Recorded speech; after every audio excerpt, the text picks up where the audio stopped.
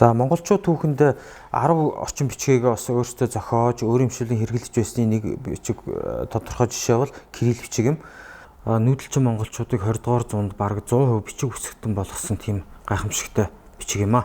За кирилл үсгийн үүсэл гарлын тухайд бол анх 9-р зууны үед Болгарын Кирилл Мефодий гэдэг хоёр ах トゥ хоёр грек үсэгт үндэслэн анх зохиосон байдаг бөгөөд энэхүү үсэг нь одоо нийт слав үндэстэн болон за тэгээд Орос, Украин зэрэг үндэстний өөрийн бичиг болсон юм түүхтэй.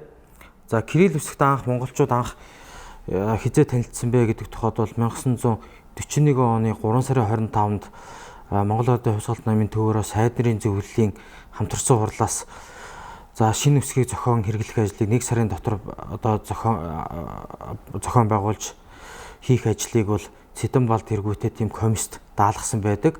За ингээд 1941 оныхаа 5 сарын 9-нд за Орос үсэгт үндэслэн 35 үсэгтэй одоо кирилл үсгийг баталж за энийг ерөөсөө шууд 1941-с 42 оны хичээлийн жилээс эхлээд шинээр 1-р ангид орж байгаа хүүхдүүдтэй шууд зааж хэрэглэхээр ингэж шийдсэн байдаг.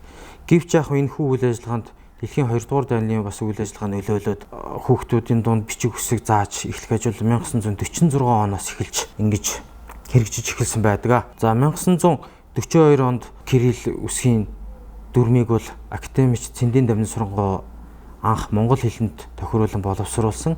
За Дамжин Сургууль бол орчин цагийн монгол халах аялгаунд цуурлаад за тухайн үед Оросоос одоо халимаг бурайд кирилл үсгийг авч эргэлжсэн тэр туршлагт бас суурлаад энэхүү үсгийг бол 35 үсэгтэй за Орос хэлэнд байдгүй үсгийг нэмээд энэхүү үсгийг бол боловсруулсан байдаг.